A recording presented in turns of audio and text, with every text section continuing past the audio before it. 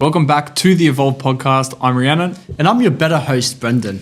All right, we'll leave it at that. But for now, pretty much what this podcast is all about is self-development, health and fitness, and our journey starting as brand new business owners. Let's go. Make sure that you share this around because I'm telling you right now, this is the best podcast you've ever seen. Enjoy, guys. Ciao. You know she's a fighter. You can't say rumble. You can say rumble. I can say?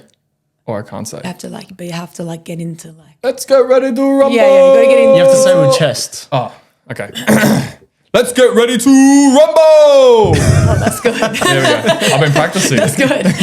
She's going to go in for a right hook soon. Yeah. Just across the podcast, bang. Where was the moment that you realised that you weren't just a trainer anymore, you were meant to lead? I think that moment probably happened when I started coaching itself. At a young age, probably 15, 16, I was starting to, I was teaching kids at the time, teaching boxing. And I thought, I could probably make a cool thing out of this. Being female in this sport where it is very male dominant as well. I want to be able to present myself and be like, hey, it's not just for the boys, it's for the girls too. Yeah. And to show younger girls and younger boys as well that I can lead and I can have authority in this sport.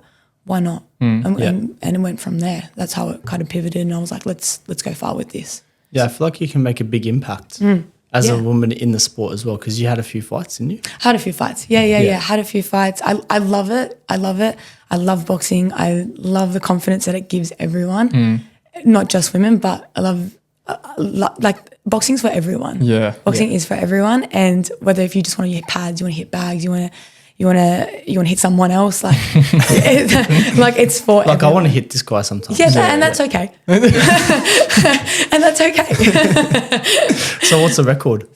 A record at the moment, so I've had 3 exhibitions, so 2 draws and 2 losses. 3 draws and 2 losses. 3 draws, 2 losses. Yeah. But how does that work? Oh, draws in points, isn't it? Yeah, so exhibitions are, it's a draw at the end. So exhibitions basically just for rounds. You go into a competition setting and you fight, but your hand both gets raised.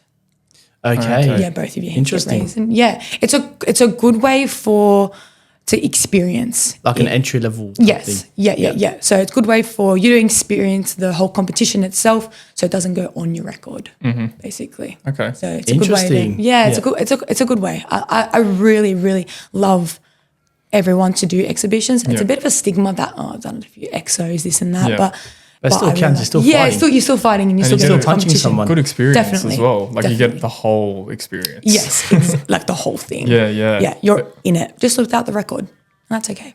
Oh, so you don't have a record at all then? Not really, no. So you're a champion fighter in a way. That's me. Great response. No losses. No losses. Going into, I guess, that boxing realm and that boxing competition, my first fight, I can't remember, I think her name's Tiana, but she's a Olympian now. She's a Muslim girl in the Olympics. She was my first fight. Really? First fight. Oh my God, she's so strong. She's amazing. Really? She's amazing. But can I swear on here? Yeah. I got beaten the shit out of. In a good way. Yeah. I was young. I was 17, 16 at the time. And mindset for me going into the fight probably wasn't as strong as it should have been. Obviously, it was my first fight and everything, goes from there. The nerves, everything. You just feel like you want to vomit every time. And that feeling never goes away either. But I think boxing for me now, apart from the competition, it is coaching and it is getting other fighters in the ring and them experience it. I love sparring. I love fighting. But the competition just probably wasn't just for me. I have that mongrel in me. Yeah, I have the mongrel. I just love doing it. Yeah. Yeah. Did it feel good knowing that she went to the Olympics now? Oh, so yeah. I'm like, I'm an Olympian. I fought an Olympian, man. No, she's amazing. Take us back to where this all began. Yeah. From the first fight to where you are now, co-owning a business. I want to hear a bit of that story. I guess when boxing first started for me, I actually had to ask this person because I was so young at the time. I was 8 or 9 when I started. And I was 8 or 9? Yeah, I was 8 or 9 at yeah. the time. Yeah. So I just moved to the area that I live in now, and it was my year 3 teacher. Well, we had a parent-teacher interview with my parents, or it was in some kind of setting with my parents. Yep. And she was talking about her son and my little brother and whatnot as well. They were the same age at the time. They were like, my son does boxing, he's 5, he's the youngest in the group. You should bring your son along. And she was like, oh yeah. My mum's like, yeah, whatever. Yeah. She said, oh, bring Claudia along too. Bring Claudia along too. And she's like, oh, Claudia? And she's like, yeah, bring Claudia. And then it ended up being me going through the boxing and not my brother. So it could have been switched. You could be seeing my brother or me right now. Yeah. So both of you started We together. both started, yeah. But you stuck through. Yes. Yeah. Yeah, because he's lazy. He's going to be watching this. I don't give a shit. Good. And then, so I started when I was really young, and then going all the way through, I started coaching when I was 16. Then 18, I got my ticket. And then I was still coaching in that gym. And funny enough, across the road from my mum, when I was living at the time with my parents, the house across the road, the lady was living there. Spoke to my mum. My mum talks to everyone in the neighborhood, right? Yeah. As she do. Yeah. And they were speaking together, and she's like, oh, my son owns a boxing gym. You should go down and have a look and whatnot. And my mum was like, yeah, I'll tell Claudia because she's into boxing. Mum was like, there's a new gym down the road. Do you want to go have a look? And I was like, are you going to come? Like, are you going to come with me? At the time, you're like 18, you're like, The moral support. But very embarrassed if mum's going to come and train with me. But we went, and it was 5:30 in the morning. I rocked up, and Ben was there, my business partner. He's like, hey, guys, how you going? I'm like, don't talk to me at this time in the morning. I don't want to be It's 5:30 in the morning. This is too much for me. Yeah. And I went in there, we did the session, and then he spoke to me and whatnot. And then I actually started as a client at the gym that I'm at right now. Oh, wow. Yeah, so I was a full client. Then I kept going, and Ben asked me at the time, like, are you training, or like, are you doing your Cert 4 or Cert 3? I said, yeah, I am. He goes, you want a job? And I said, yeah. He goes, all right, you start Monday. I was like, it's Friday, but all right, we start Monday. Okay, sure. So I rocked up on Monday, shadowed the first class. Next class, I was coaching. Oh, wow. We went straight into it. Yeah, we went straight into it. Right in the deep end. Yeah, right in the deep end. I was like, well, you boxed before. Here you go, do a couple of combos with the guys. I was like, all right, we'll just go for it. Yeah. So then that happened. Then COVID happened. Then the conversation come up about management. He goes, oh, what's the goal? What do you want? What do you want to do? What's up from here?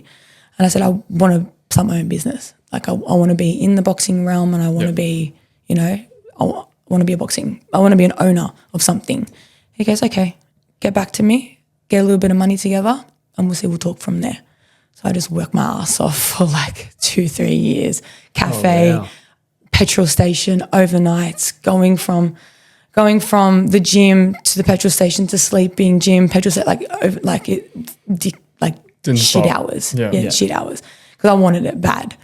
And then I got the money together, and he's like, let's go together. Let's drive the ship together. That's mad. Yeah. So I was invited in when I was 22, just ended 22. And then we started the build, and now we're in a big location now. That's awesome. Yeah. So that just happened all in a couple of years there. What was that experience? 18 to 22. So there was a few inflection points too at that time. Yeah. So just a lot of like ground zero, just eat shit for a bit and work really hard to get to this point. Yeah. How was that first time stepping into that boxing gym and then envisioning that you wanted to be an owner at one stage?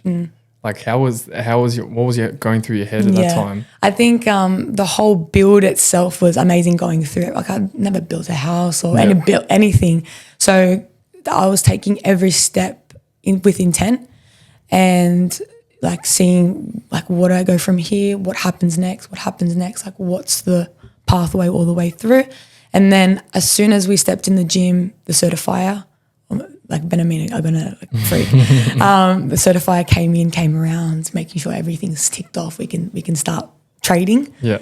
As soon as he left the building, we all looked at each other and cried. And that was just the pinnacle of like, we're about to like fuck shit up. Yeah. Like, this is it. What an experience. Yeah. Like That's we just crazy. looked at each other and was like, all of this is Yeah. happening now. All those late nights accumulated to that moment. Yeah. Yeah. Tired list. Like that was that moment. Wow. That whole experience of you being a boxer to then that, do you feel like your mentality from when you were younger boxing went over into the business side of things? Definitely. It's stronger now. Yeah. It's stronger now. I don't feel like I knew enough when I was younger in that boxing environment. I don't think I knew enough mindset-wise. I probably didn't have the right people around me. So going searching for those right people, you have to filter through so many people when you're young, who's good for you, who's not good for you, and you can't let people like be in your ear about who you are and what you are. So it's definitely a lot stronger now being around like-minded people, you know, people who are bigger in business as well. Because if you're around bigger people in business, you're going to be bigger in business. You have to be around that for it to, you know, go off. Yeah. 100%. Well, as a coach yourself, because you've coached kids all the way up to adults, what is that experience like going from teaching a kids class to teaching an adults class, and how does that reflect on how you are today? Wow. Teaching adults and kids is so different. I love it. It's so cool. I love teaching beginners. I have a way of teaching boxing that's very, I guess not picky, but like very technical, which I love because I've done it for so long. So I can pick up on things quite quickly.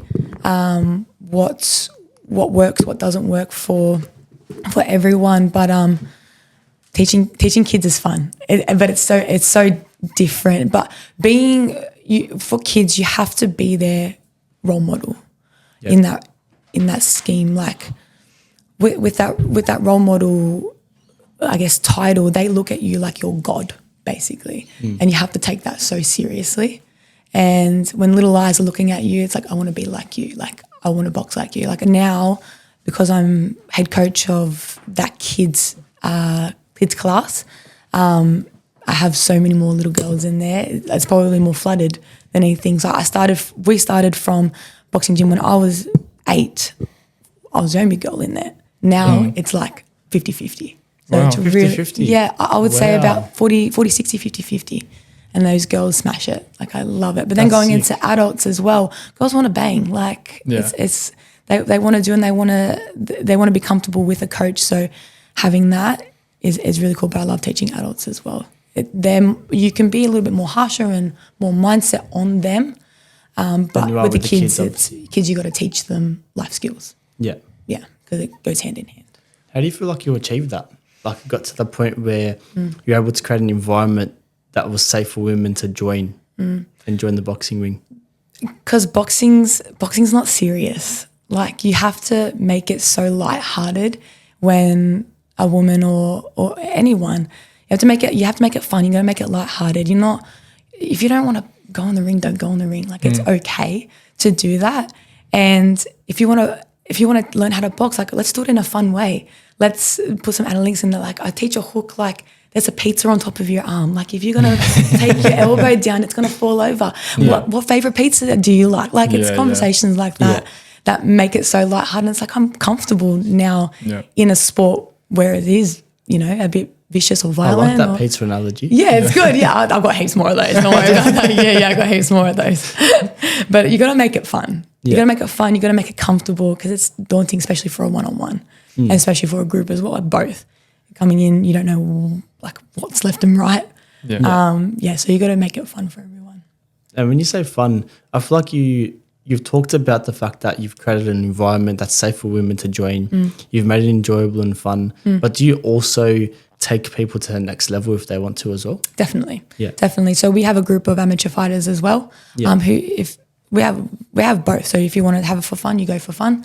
If you want to get a little bit serious, get a little bit serious. And we can take that approach.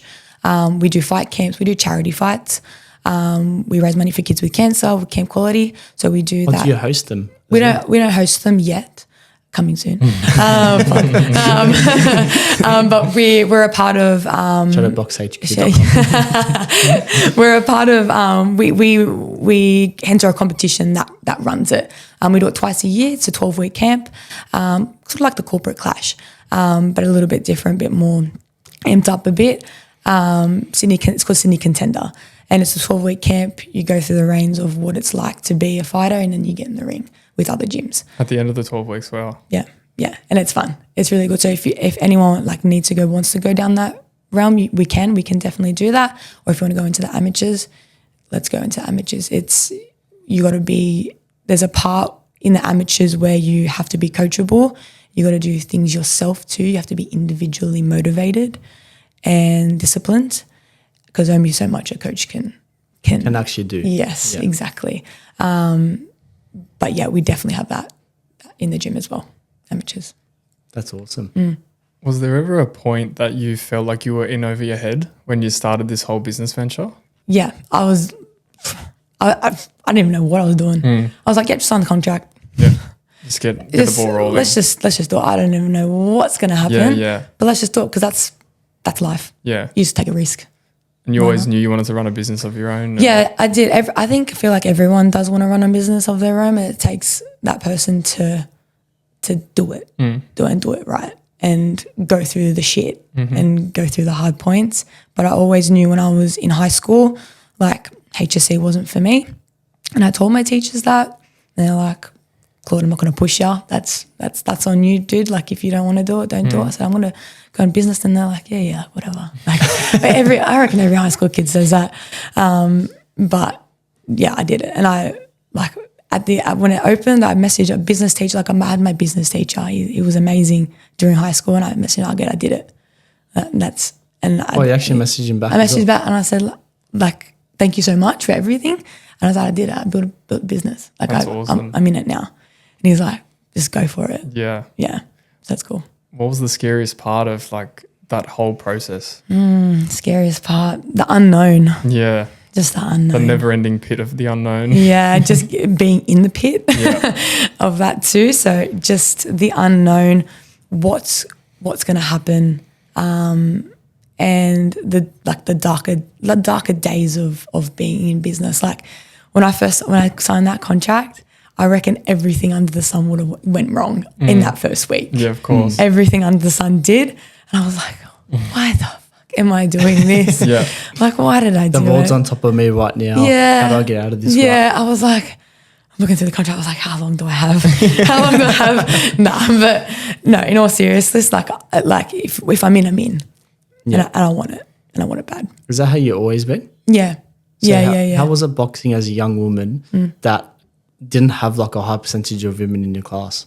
Like, you just gotta pivot with it. Yeah. Yeah. You gotta punch the boys. That's you gotta punch the boys. You gotta punch the boys. You gotta get in with the boys. Like, you gotta. It's either you go in or you don't. Like, you're in or out, basically. Well, there's a reason why there wasn't too many women in those classes, because of the fact they didn't have any peers around them that were the same as them. So how did you overcome that? Because most people don't. I think when you gotta have some balls as well, but Got balls. you gotta have balls. But you just Claudia has balls. That's gonna be good for the God. Claudia has balls. Fuck. Continue. Sorry about Oh God. I don't even know the question. That's all right. That threw me off as well. Now, in that moment where not many women or not many people in general, if they don't have any peers that are similar to them in a sport, they tend to like give up or not show up because they're like, no one around here is the same as me. It's like a kid going into an adult's class. They won't feel comfortable in it. How did you overcome that? I heard your answer before, but I don't know. I don't know how I overcame it. I just like having support of other coaches as well, and you have other guys and guys there who are open to helping. You have to think of the people around as well that are willing to help you. But all it takes is one to create that trend. And if I was that one in that gym as a female, then there's going to be another one, and then there's going to be another one after that, and it's going to keep going and going and going. So if I'm that if I'm that person that's won, and you just kind of run with it. I think, Yeah, so you wanted to be that one person. Yeah, I was that one person. Yeah, I was that one person in that gym at the time where I was started, be that one person, and then it slowly started. And this is you at 8 years old, right? Yeah, 8, 9, 10. And that's a lot of self-belief for an 8-year-old. Yeah.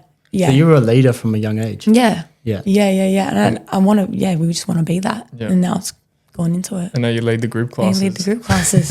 No, we're leading the kids. The kids. They're an army. And you've made it a 50-50 split at your gym as well. Yeah. It's so cool. It's so cool to see. And it helps with like Shadowbox when it first started, or we call it Shadow Fitness Club now, but Shadowbox when it started, like there probably wasn't that many ladies, but ladies organically started to come through because girls want to box. And, we're in a bit of a darker room, and they feel safe. You gotta feel safe. You gotta make that environment safe, and you gotta filter through your people. Like we're on the phones ringing people, like myself, Ben and Megan, we're all ringing like the owners of the club, because we need to filter. Like our core value, number one, is no assholes, and we need to filter through. So we need to make everyone feel comfortable in that gym environment at all times. If you're female, male, doesn't matter. Yeah. But if we can get more females in there, that'd be good. So as soon as you opened, you had those core values and you stuck to them. And how did you guys come together and create those values? We did. Ben had them at the start because it is Ben's business first, and then we just sat down and we're like what means the world to us? First of all, it is that no arsehole. We don't want any dickheads in here. We want everyone. Is that on the wall? Safe. Like no arseholes? It will be. It is on the wall, but it's on our Instagram and everything. Yeah. It's on our website. Yeah, number one. Number one rule. Number one rule, and I think it comes along like with our mission. Like we want to be the best part of everyone's day, and those core values come into that. Like we have to elevate every day. As long as, what do you want from out of the team to them to be able to project in their group classes or in the club? We've got to elevate every day. That's one of them. We show up for always each other. Like it's all for one for all. Like it's us. We've got about 10 of them, but they're all just so amazing, and we need to be able to group in on them as a team, so we're able to show that to our members for them to feel comfortable. All for each other, one for all. I like that. We don't leave anyone behind. We don't leave anyone behind. Has that always been your mantra? Yep. It's very important to have a mantra like that, eh? For sure. Because it just motivates you to get up the next morning. Yeah, you gotta have that reason. Tell me a little bit more about Shadowbox. Yeah. I want to know a little bit more about what you guys do and what you guys pretty much run. What we do. So we were Shadowbox, and we're now Shadow Fitness Club, and we are a multi-style gym. So we run everything from strength and conditioning, boxing fitness, boxing technical, martial arts, Brazilian Jiu-Jitsu, sparring. We have the gym itself. We've got physio, chiro, recovery. Oh, wow. We just opened recovery, and soon coming is the cafe. Is that recovery round? Yep. Yeah. So that just opened a couple of weeks ago. Wow. Everyone's loving it. It's so good. But we wanted to be a gym that anyone can come to, any families can come to. So we now have kids who train at the same time as their parents. Just in different areas. It's like a little Just in different areas. Yeah, but basically. It's like a crash. We've got crash too. But yeah, it is that. So when the kids are upstairs training, we want parents to be training too. Yeah. We don't want them sitting there doing nothing, but we want to be that gym for everyone, corporate professionals, for all families to come and train. And we want to know, we know everyone by name. We don't want to be your big box gym. Like you're not just a number to us. As I said, we filter through everyone, and our gym is something special. All inclusive. All inclusive. No, ourselves all inclusive. This not them.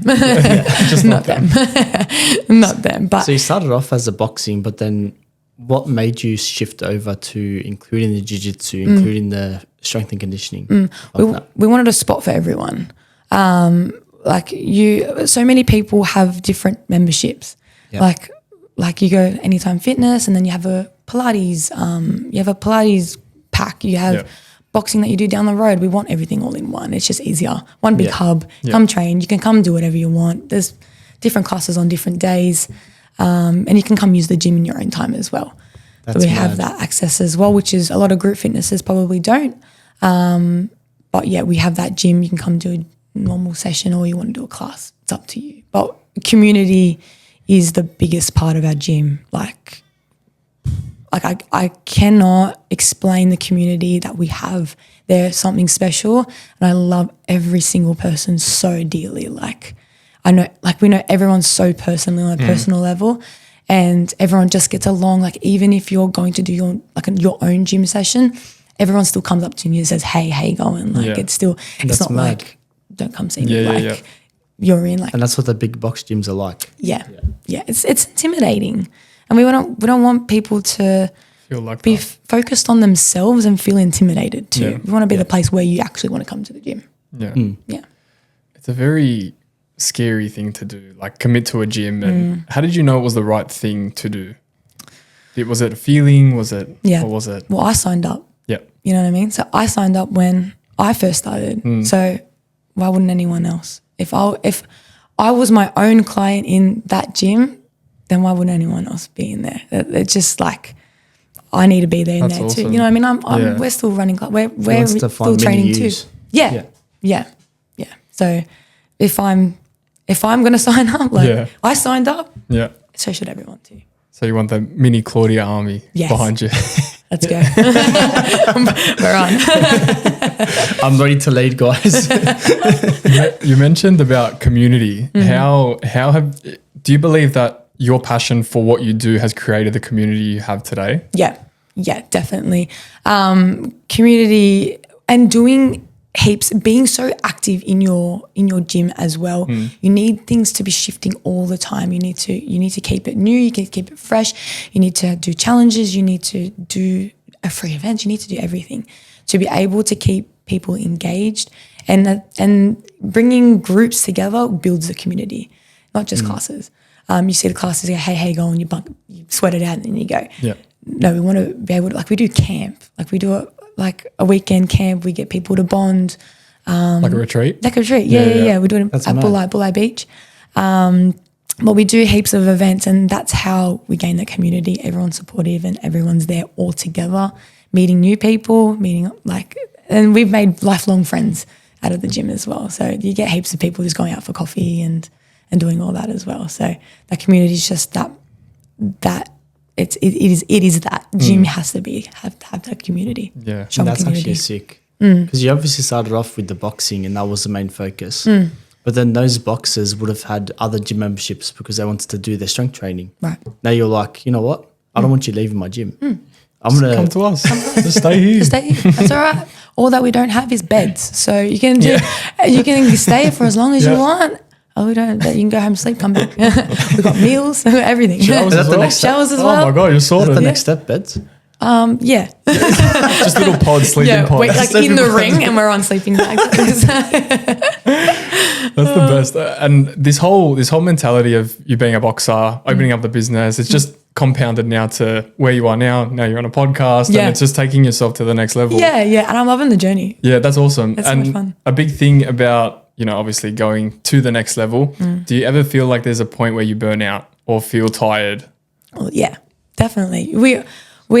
I guess we've been on so go, and it's like going, because we just opened the gym. It's basically going from startup. Startup, you got to hustle hard, and it's long hours. It's early mornings, it's late nights, and it's constant effort to be able to, renew things and everything like that. There is a point where you get to burn out. We try not to get to that point. So doing things like, just having that Sunday off or having those few minutes just to work on yourself. Education, I try to make sure that I'm listening to podcasts myself, self-development, doing things like this. It's the positive part of being in business, like doing fun things like this. I like that. It's good. It's good for the soul. It's good for the mind, meeting new people as well, doing business groups and stuff, like meeting new people. Like you have to do those kinds of things to be able to keep you going. It's like sit in the sun for fucking 5 minutes. Like you have to do those things. Self-care is massive. Do you believe in burnout? Yeah. You do? Yeah. Have Definitely. you ever been burnt out? Yeah, heavily. Oh, you have? Yeah. I feel like everyone has. Try not to get to that point, but when you reach a certain point of burnout, you feel like like your world is crashing on top of you. There's like and it 10,000 bricks on top of Yeah, you. it's piles and piles and piles. It's like, Yeah. why? Like, why is this? But it's like, sit back, just take one thing at a time, rest for a sec. You got it. Like, this is what happens. It's okay. There's another day. The sun still goes down. The sun still comes up. It's a new day. And you keep going from that. I like that mindset. Is there any strategies that you follow to prevent burnout from happening? When you kind of realize, oh, it's coming, let me start doing this more. Yeah. I just try to switch off as much as possible. Like leaving the phone in the room, like spending time with family is a massive thing for me. I'm not an introvert, so I thrive off people. Yeah. And that makes me really happy. So if I can talk to people or if I can go outside with other people, like that's me needing time for me. Because I really thrive off other people's energies. If my energy is not there, I recharge through others. And if that's just sitting down, doing things with my partner or just going out to something to eat or sitting with friends, family, I need that. Yeah. That's for me. I feel like there's passion and there's health. And if you put those positive mindsets behind both of them, the burnout doesn't really occur too much. Yes. Because the happier side of everything is just working towards the next best thing and the thing to keep you happier and healthier. Exactly. Yeah, because my mindset on what burnout is, it's basically like just emptying your cup every now and again. Working long hours, you're letting go of some of that water. Yeah. But then to prevent burnout from happening, you just got to keep on filling that cup up. Yeah. Every single day. 100%. And for you, that's going out and spending time with other people. Yeah. 100%. Recovery too, being. That's why you started the recovery part of your business. Yeah. We want to use this stuff too. It's a double-edged sword. I was like, maybe we should add this. Yeah, we'll add it. What are we doing right now? I'm getting burnt out. Let's build. Let's build a sauna. So what is it that you have? Sauna, ice bath, and recovery boots, like the compression boots. Yeah. Oh, that's mad. Yeah. I'm not going Next in the ice stop, bath. the pod. The pod. Yes. Yes. But I don't do ice baths. No, Oh, can't you do don't? it. Why? It's too fucking cold. What do you mean? No, because my brother goes every Sunday to the beach and he'll... That's okay. That's different. But ice? Oh, no. Ice bath. Let me let you finish ice next time. baths and everything. No, I'm good. Okay. You can watch from a distance. I'm like, rugged hey, up. you know what? Good on you. Good on you. I'll support from here. You watch them from the sauna. Yeah, that's fine. I'm nice and warm. You got- Looks hard work down there. Being a boxer, how important is recovery to you? Oh, it's very important. Yeah. Very, very important. When we say it to our fighters as well, when you're in camp, you have to put yourself in athlete shoes. You box, you eat, you shit, you recover, you go that's you. Rinse and repeat. Rinse and repeat. That has to be like that. It's war. You're going in there and you're kill or be killed. So you have to take it really seriously as an athlete. So recovery is massive, and that's hence why we did the sauna and everything as well. But you have to keep on top of your injuries or keep on top of your recovery to be able to keep training because boxing is one of the hardest sports. You got to keep on training and keep on recovering. It's with anything. We don't want to prevent injuries. Prevent injuries, prevent burnout, recover. Exactly. There we Exactly. We've got physio chiro, so they can go into there as well. Yeah. Through them. How do you prevent people, because you're obviously trying to create a supportive community in the gym and you talk a lot about community, but how do you go about coaching people and pushing them to that next level while also keeping the community very supportive? In next level as in the boxing realm? Yeah, the boxing realm. Yeah, so people can pick and choose if they want to do that. If they would love to, start the boxing, they can go into the boxing. If they want to start fighting, they just let us know. Yeah. It's okay, let's give it let's try it, and we'll go into more charity fight. It's good that you have it all in the one hub though. Yeah, because it helps that. Definitely. Yeah, for sure. And but keeping that community we have boxing's an individual sport. Yeah. But if we're making that community as in that boxing sector, the community in boxing is strong. It can be.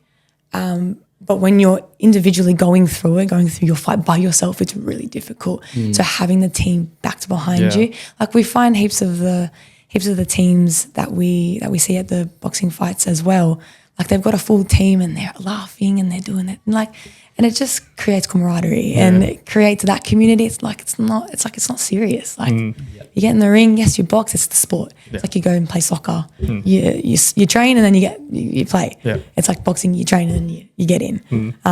Not as it's a bit more violent, but like, you know, I don't know about soccer field, but no one's swinging after a tackle. Yeah, no. Unless it's a bad tackle. Yeah, it's a bad tackle. Cork to the leg. But yeah, you gotta have that community in that boxing class to be able to keep going individually as well. Yeah, it's important, very important. Did you feel going through your exhibition fights, you had that team backing you, and that's why you continued to enjoy the sport? At the start, I didn't. Okay. It was very individual. I didn't have my first fight until 17, so it was before the gym that I'm at Shadowbox now. So I didn't have a team behind me. It was just kind of me. And I think there was a lot of pressure on top of me going into the fights because it was just me. And I was coaching too. You know, as a coach, you really want to live it up. Like you want to step up and show everyone that you want to be that person. So that's a lot of pressure. And but yeah, you have to feel that, definitely, through that whole thing. I don't know where I was going with that, but that's okay. Yeah. sorry. Sometimes when we speak on here, you're like talking about. You got a tangent, I go down that path and then I go down this. Yeah. Because with the podcast, you can go in so many directions. Yeah, 100%. 100%. Do you have any moments where your impact was shown in one of your clients? Wow. Or members? Impact one of my clients. That's a good question. Yeah, it's a really good question. I like that one. That was a good one. I'm training a young girl at the moment. She's 9. Yeah. And that's when you started. Yeah. So it's pretty cool seeing now a little girl going down that same path. Yeah. She's cool. I don't know. Well, she's on my Instagram as well. You've probably seen a lot of the few videos of her, but she looks at me like she like everything. Yeah. You can just see that though. The twinkle in their eyes. Yeah, you're like, yeah, like everything that you say, I'll do it. Like she'll get in, she'll like, Claudia, are you ready for the PT? I'm like, yeah, we'll be there in a sec. She's like, okay, I'm just gonna go run. I'm like, she's ready to go. And I think that impact on her, she wants it as much as probably I did at that time too. And she can go so far. So seeing people like that, seeing them take on your advice and seeing them actually listen. Yeah, actually like listen to me. I was like, wow, you actually listen to me. Cool. Yeah. That's nice for once. Is really cool. Like it's a cool reward to see. Like it's really, I don't know the other word to say that, but it's just really cool to see. Yeah. Throughout your whole journey of being a boxer, did you ever have like, when you turned into a coach, did you ever have imposter syndrome?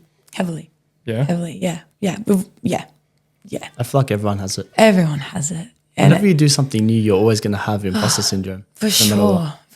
I sometimes you can go into it, like not a dark place, but you can mindset wise be like, am I actually like worthy of this? Like, or am I actually like, can I do this? Or can I call myself a business owner? Can I be the role model for that 9-year-old? Yeah. Am I that person? Like, can I be that person? And you have to think back on it like there was someone out there that was probably thinking the same thing, that was trying to give advice to you. And there's always that one person who's driven you as well. So yeah, imposter syndrome is definitely a real thing, but reminding yourself that you're in a place where you're thinking everything like you are a business owner. Like you have to keep saying that to yourself, or every time you say calls, you have to give yourself that title every single time. Like, I am a boxing coach. I am like guiding people. Like I am doing this. I am doing that. Like you got to believe it too. And that's how you beat that imposter syndrome. Do you believe self-reflection helps the imposter syndrome? Yeah. Like as you say that, through I guess the last couple of weeks, I've probably been a little bit lost myself, and to be quite vulnerable and honest. Be a bit lost myself, and I've got to coach myself, who runs through a strength and conditioning program with me and whatnot. And he called me one day and was like, your mindset's not there. Let's go through a couple of questions to really dabble in on your mindset. And he's given me all these questions and to self-reflect, see what's actually weighing me down. What are you actually proud of? What are you taking into the next week? What are you like, what's next for you? So self-reflection now, to me, I can see that it really does help, and it switches on the mind more. Like you have to self-check sometimes. Like you have to see that for yourself. This episode is brought to you by Dynamic Recover. You're not lazy, you're just busy. But let me ask you this. How much longer are you going to let your health take a backseat to your calendar? You already know what to do. Train, eat well, stay consistent, but knowing isn't the problem. Doing it while running a business, managing a team, or raising a family, that's where most people fall flat. At Dynamic Recover, we coach high-performing professionals to take back control without adding more to your plate. We give you a clear plan, real accountability, and full access to our coaching team right from your phone. Use code Evolv at checkout to get 50% off your first week. That's EVOLV. Hit the link in the show notes. Start now before later turns into never. Now let's get back to the episode. And how do you do that? Do you write it down? Or? Yeah. So I've got 5 questions. Like I've got 5 questions. I'll read them out. Yeah. Why not? I've got 5 questions that I just write down. So you do one a day though. So is it one of the 5 questions a day? Just you do like there's 5 questions. You do 1, 2, 3, 4. Just 1 question a day. That's it. Oh, wow, okay. Yeah. So like what's been weighing you down was 1. That's day 1. You do like Monday, for instance. You just like write a whole paragraph about it? You just journal, basically. Okay. You just brain dump. That's it. What's weighing you down? What does success and happiness look like for me right now? What am I proud of in the last 6 to 12 months?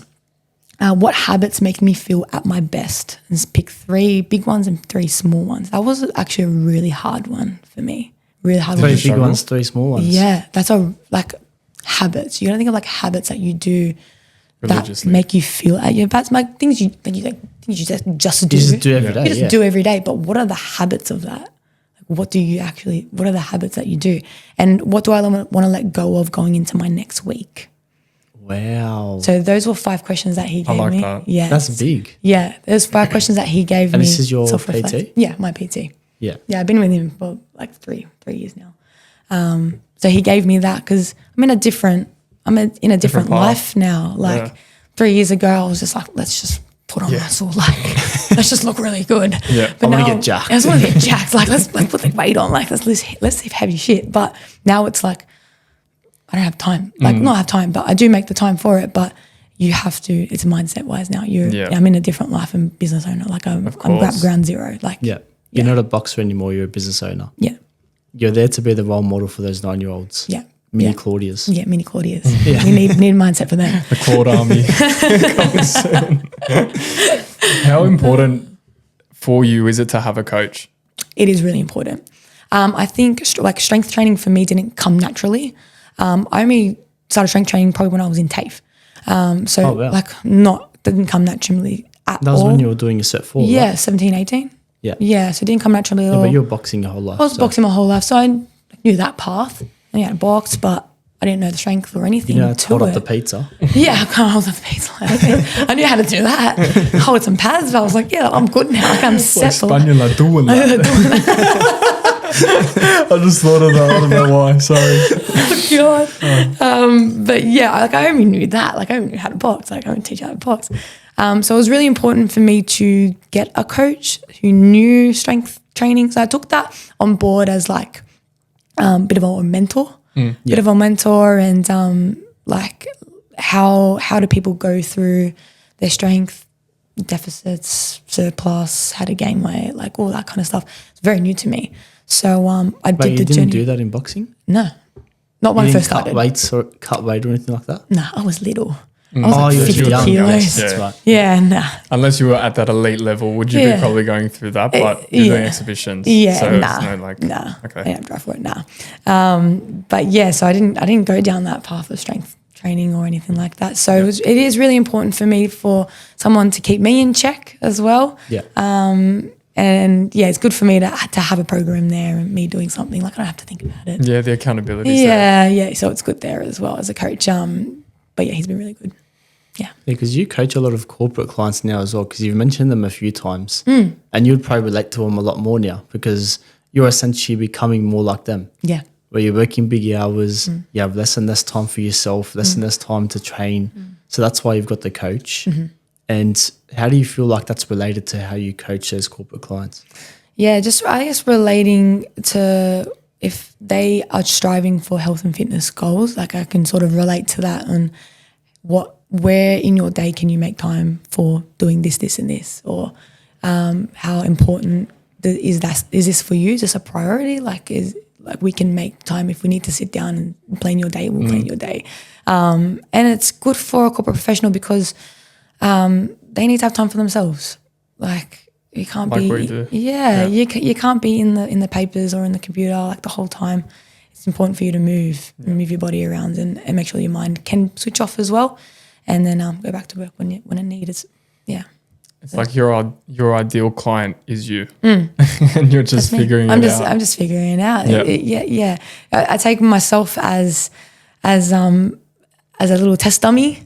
Yeah. Sometimes you gotta put yourself into that test dummy and see what works, see what doesn't, and be around people who are giving. Yeah, you have to be around people. Like I want to be the test dummy for everyone. I want you to say something to me. I want to try it, and then put it into my own life, and then advise it out as well. Yep. So anytime that let's go into coaching. So anytime I have a coach, I learn something. I take it into my own coach. I do it. Take it into my own coaching, and that's how I learn. Yep. And then it sticks with me. So I just take everything from everyone, like little Fill in my your tool little belt, put it onto yourself, and then you teach it. and then I like teach that, it. the tool belt. The tool belt, put it in my tool belt, take it out when I need it, and then put it back in when I need it. Yeah. I like that. You definitely refine things when you start teaching to other people. Yeah. You can see it's like, oh my God, I learned that before. So I can actually teach that now. And because I used to do that, or I used to do this, like The pizza, I see you can keep your elbow down, like Put your own little spin on things, eh? Yeah. Like what you take is what you take, but then you obviously give your own little twist to it. Yes. You feel like that's helped you in your coaching? Definitely.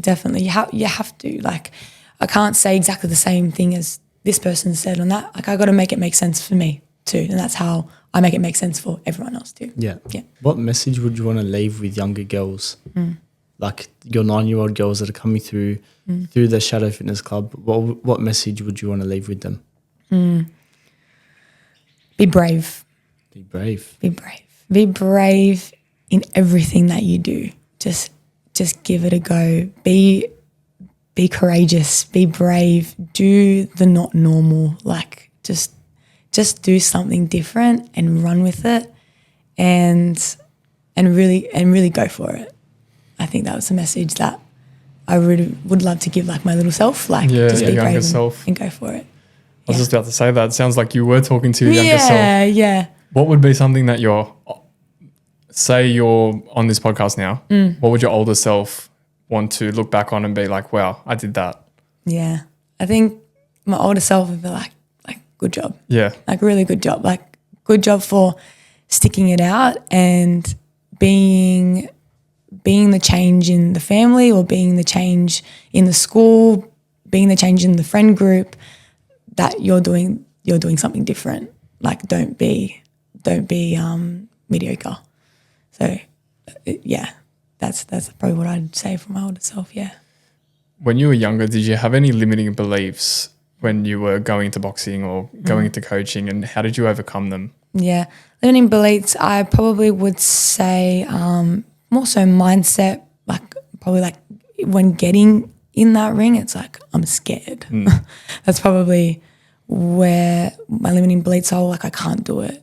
Yeah, probably more when I was younger, like not having, any other girls around, or not having any other younger people around who want to go up into the ranks like I wanted to do. But probably, just not having the strongest mindset, I would say, going when I was younger. But now coming up, it's getting stronger, which is good. That's it.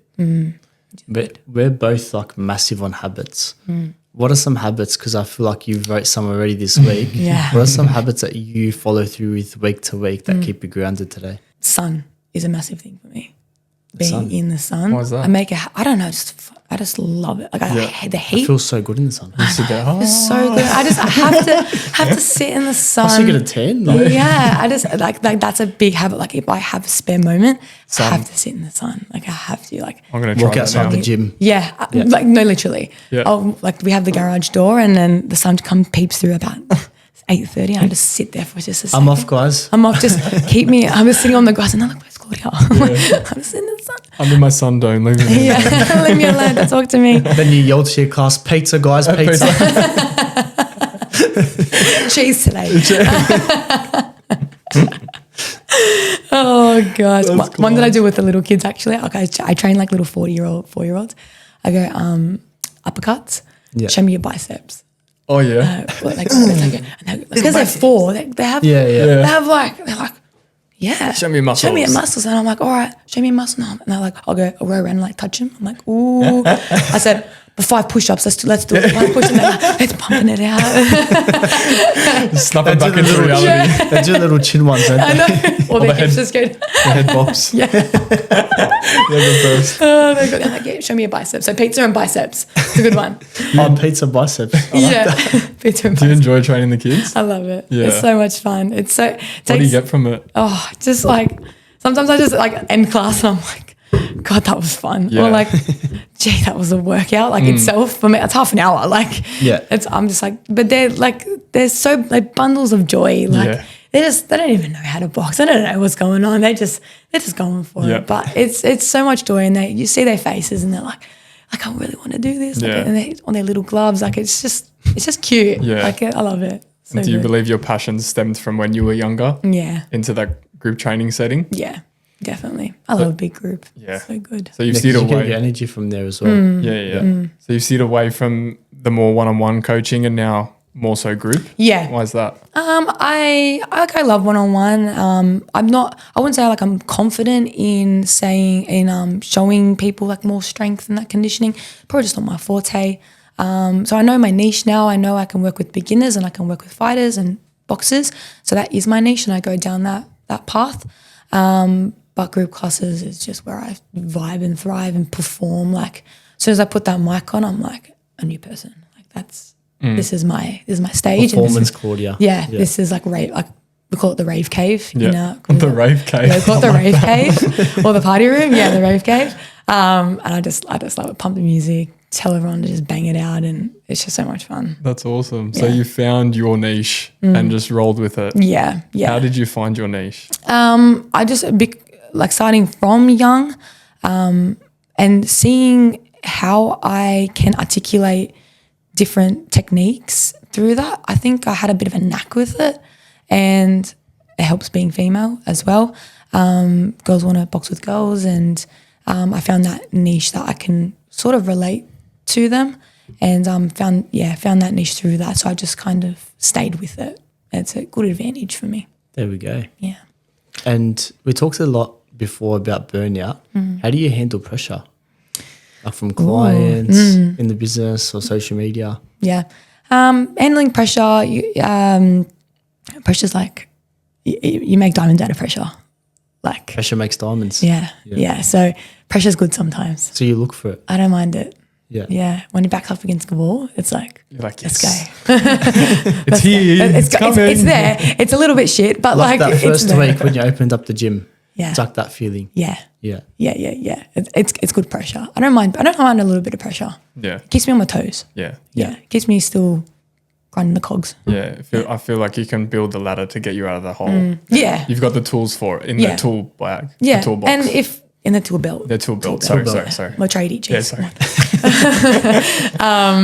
Yeah. And I've got the support around me if I do have a question or anything like that. If I am feeling a little bit pressured, I do have the support, which helps hit a lot. Yeah. How would you teach other people that might be feeling very highly pressured in their business or starting up or maybe opening up a gym? How would you help them go through that? Take a step by step. Just really take a step, but don't throw yourself too hard in it. Just take everything step by step, and it will work out. I think sometimes at the start, when you start businesses, it feels a lot. It feels a lot and it feels overwhelming. Getting through that overwhelm stage is like a bit of a relief as well, because you're going to feel it all the way through. But when you get past that, it's good. It's rewarding. But you have to take it one step at a time. Feel the overwhelm, just sit in it for a sec. Like, sit in the emotion. It's there. Yeah. Like, just acknowledge it. Sit in it. It's okay. Like, have a cry. It's totally fine. Yeah. Everyone goes through it. It's cool. What does freedom mean to you now that you have a business and you're a business owner? Yeah, freedom means to me that I want the end game to be, I'm not working so much. I want to build a family too.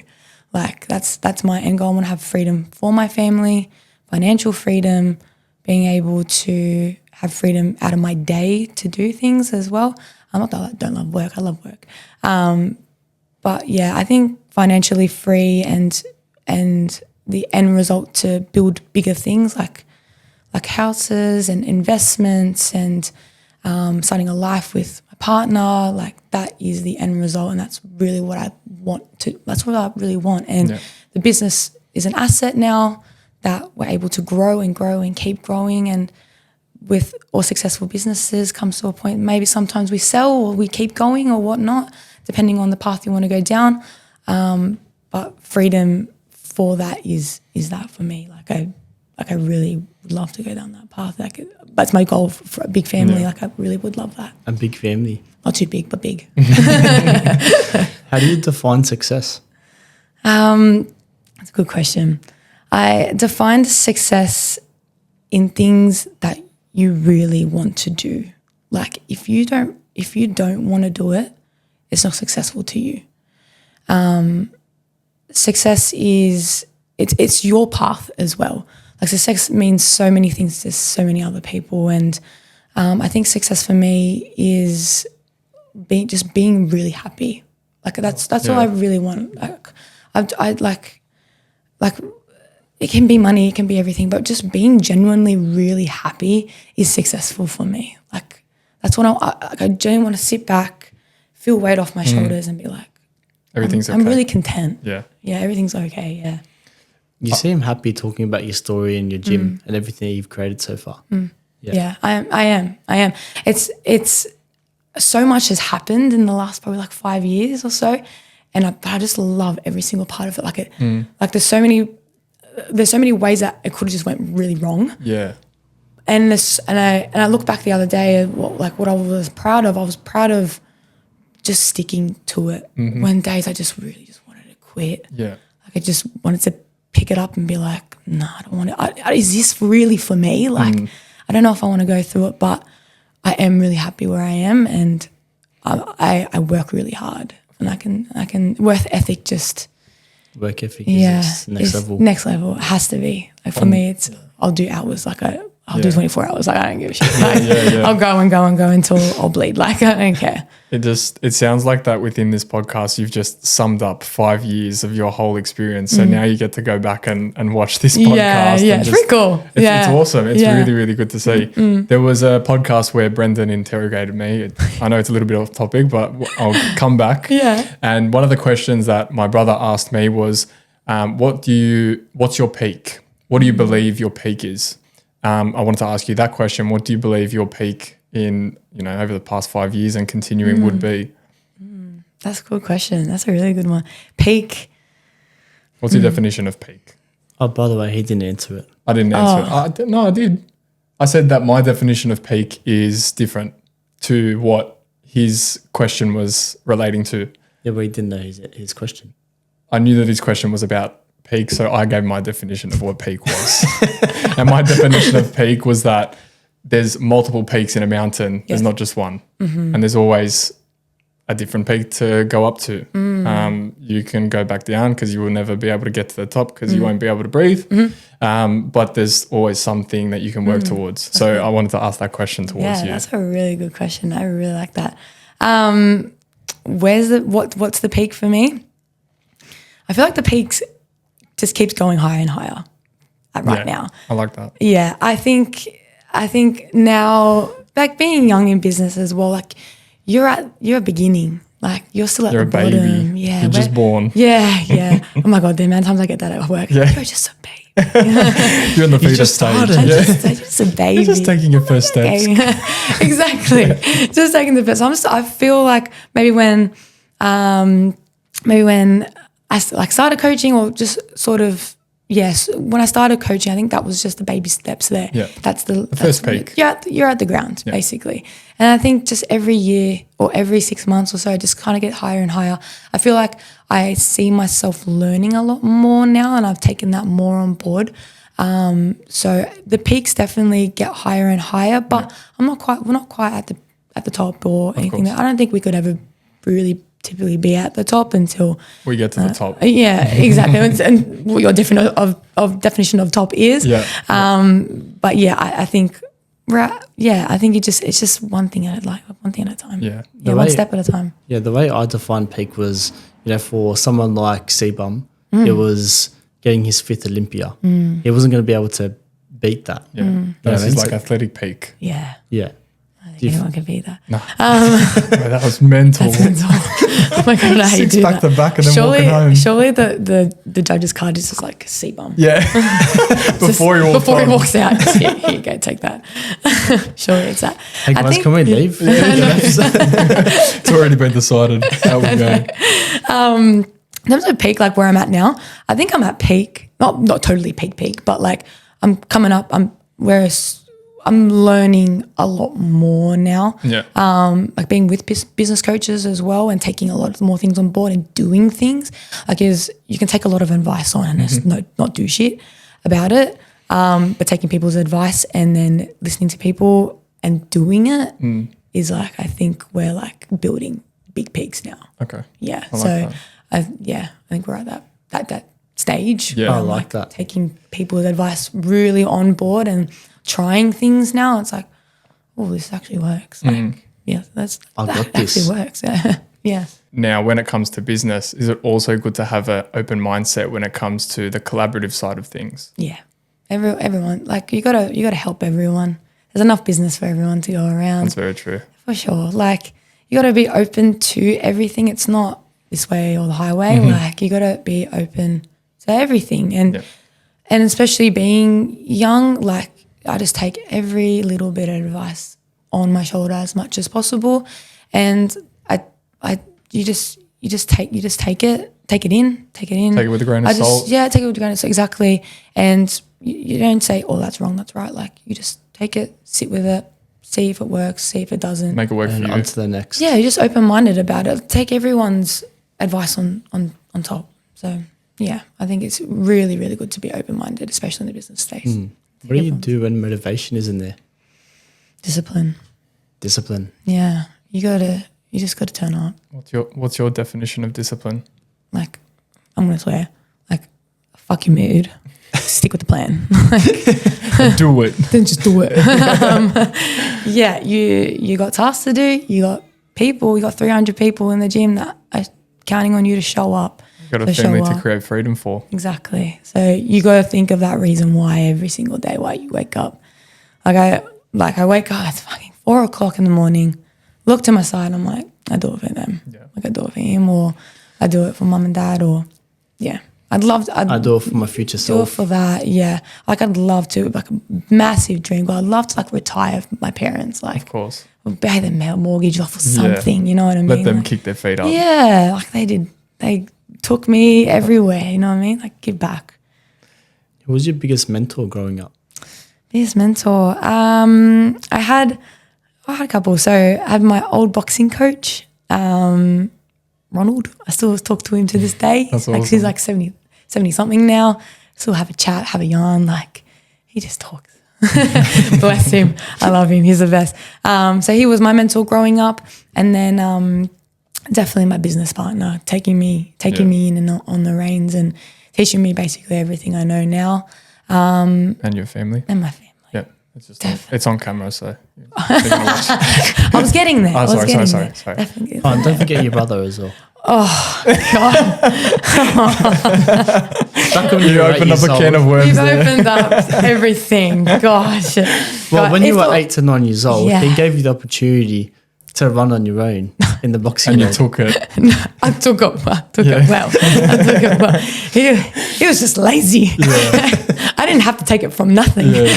No, like That was an easy take. yeah, that was an easy one. Like, I just grabbed that, just went like that, just stole it. But mum and dad, they gave me everything. They made sure that I was turning up to training. They made sure that they were taking off work to come see me, or Tireless hours. just everything. Yeah. Like they took me everywhere.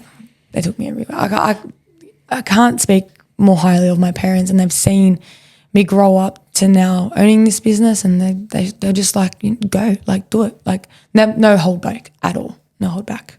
Now they get to watch you on a podcast. Yeah, no, it's pretty fun. That's I just cool. told them I was doing a video today. Oh, really? Yeah, no one knows. Not a whole Yeah, podcast. I was like, oh, I just need to know like this and this, but Yeah. like, don't worry about. Oh yeah, good. How about the video? Cool. Thanks, Mom. Thanks, mum. Now she gets to watch it. When it comes to motivating your clients, do you talk about their reason why, and how do you get that question out of them? Yeah, or you ask them.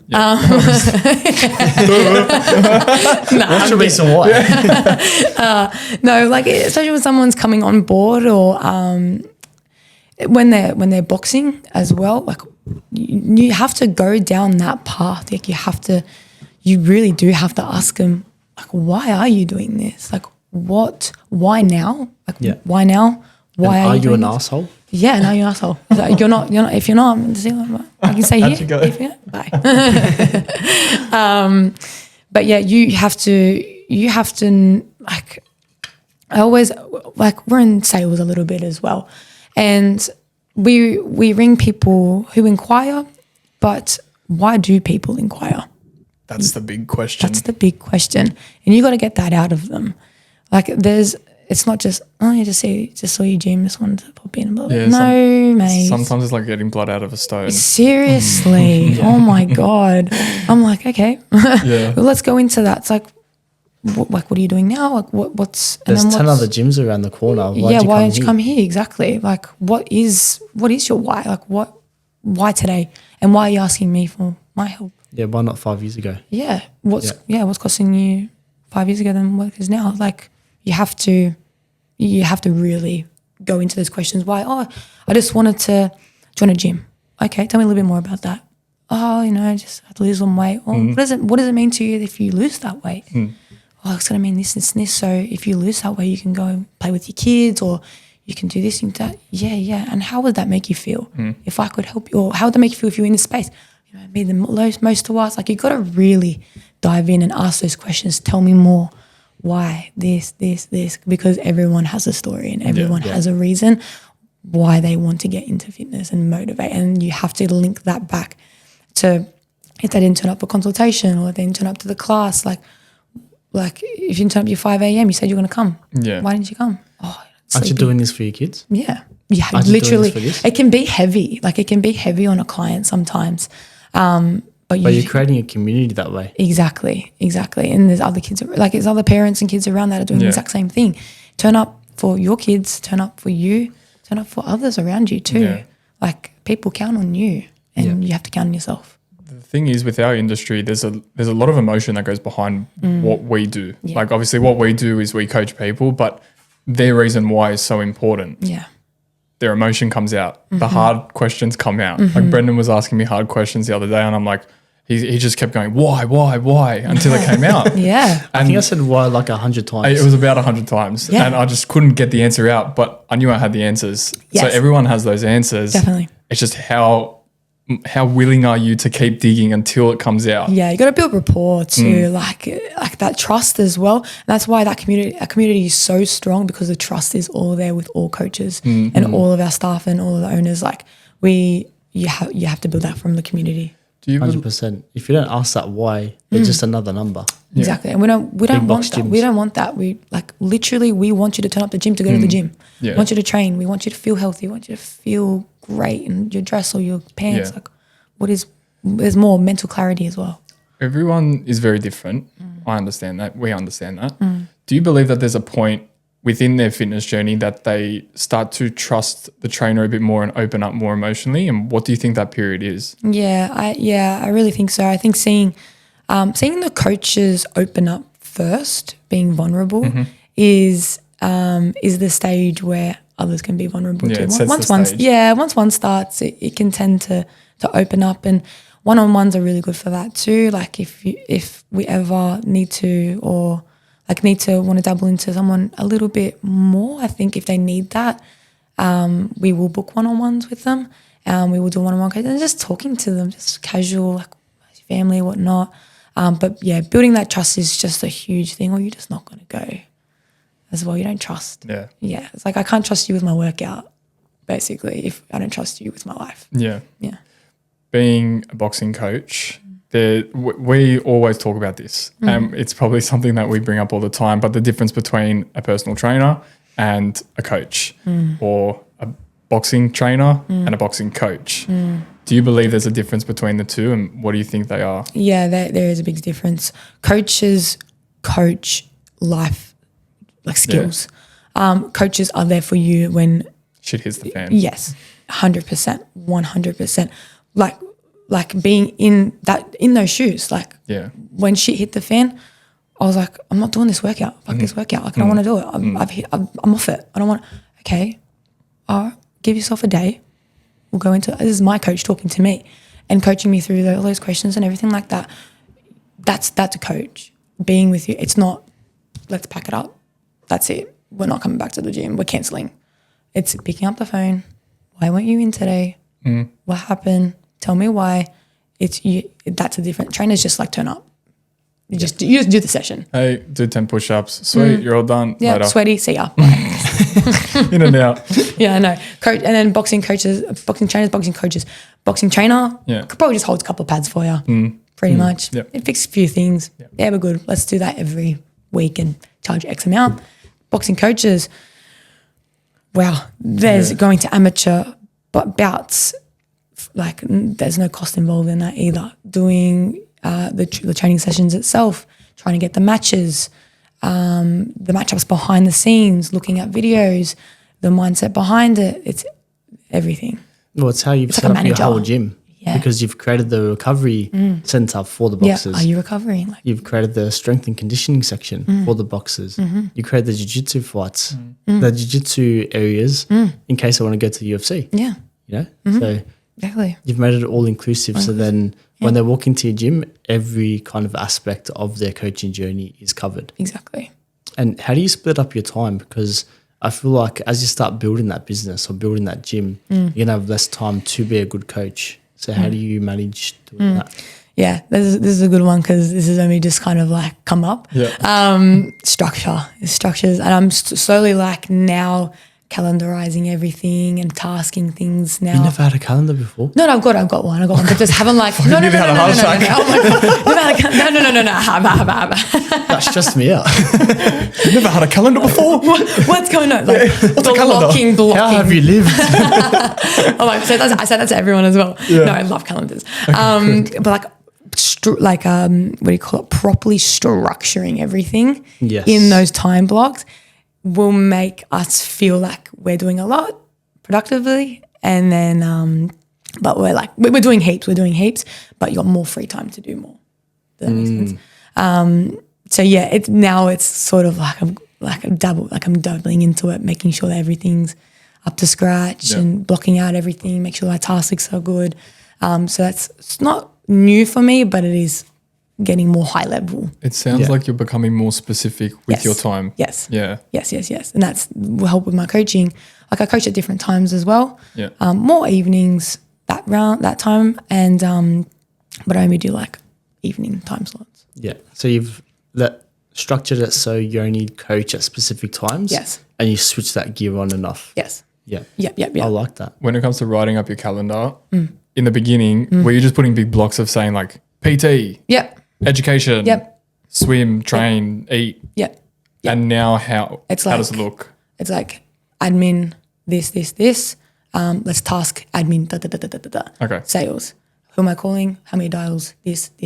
Boom. Okay. Then So now you're like diving into each avenue a lot more specific. Yeah. So So just there's full description boxes and everything. Yeah.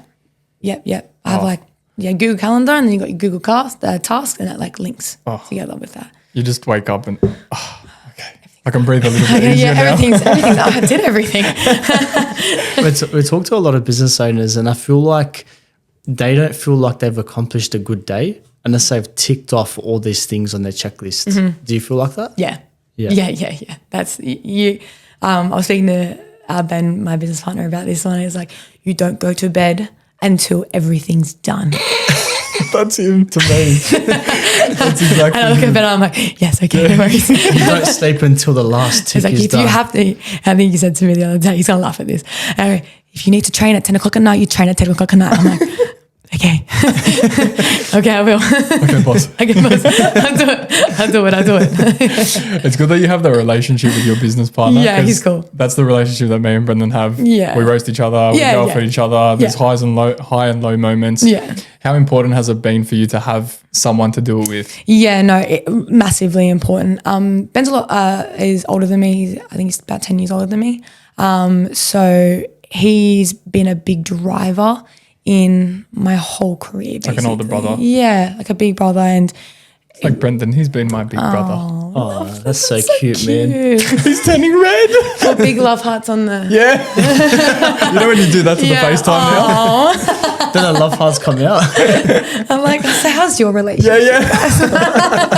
Let's switch it on Start you. asking us questions, please. Please, how long have you been together? Get the fan out. Oh my Well, God. no, the relationship between us has been really good. So Yeah. his impact on me and through, like, I'm forever grateful. We're in this opportunity together, and he's taught me everything I know about business at this stage, and I could speak so highly about Ben and his wife Megan. Like, Same. They I can just- speak highly about Brendan. yeah. He's told me heaps. Stop. Hey, we're talking about Oh, sorry. Claudia. Sorry.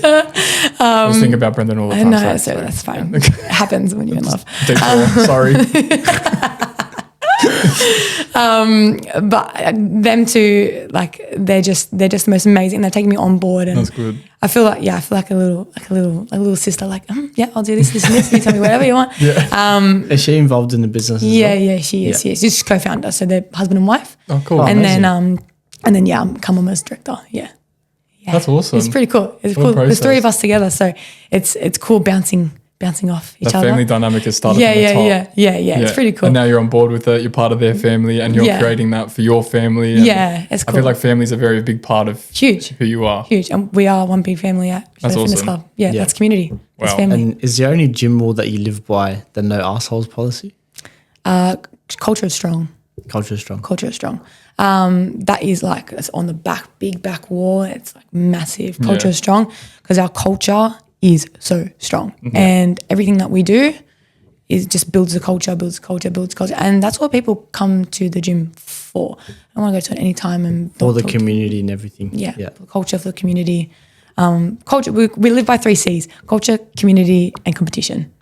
That's us in a like nutshell. it. Yeah, and we try to bring all our events on board with those 3 C's. What's been like your big mantra that's made you who you are today and who you'll take on with yourself the next 5 years?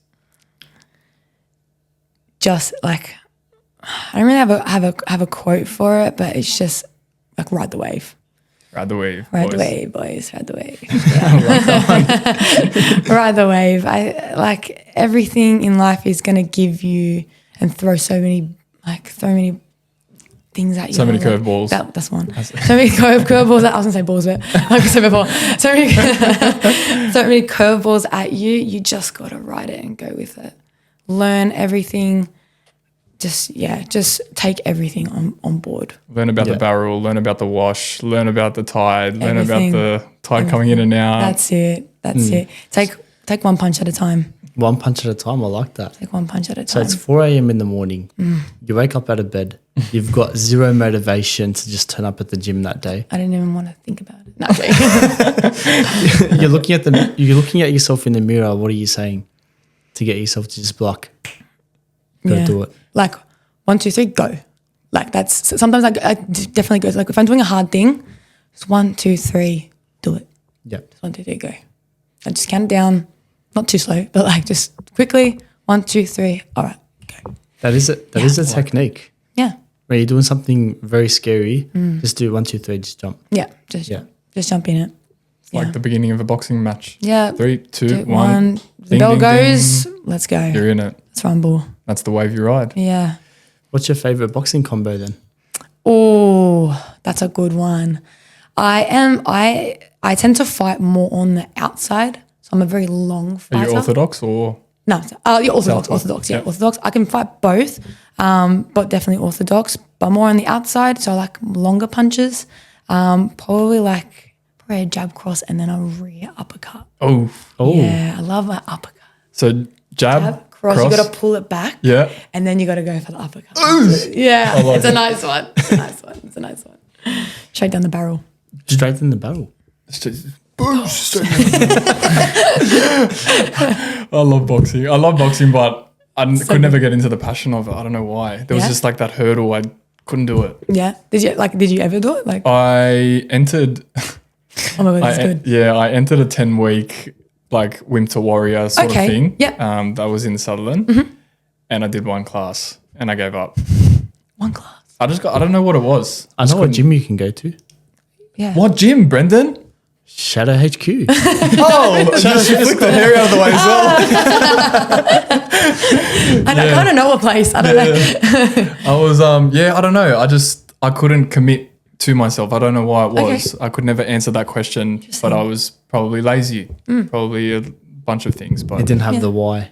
I didn't have a reason That's why. what I asked him was 100 times. Yeah, just rock up and Yeah. I love I'll boxing. enter this competition. Yeah. Yeah. Yeah, that's So, it. Yeah, yeah. it looks cool. Pop. Because I did the one-on-one. I tried that. I did it with an old friend. Then went to the group class, and I was like, whoa. Did you enjoy it?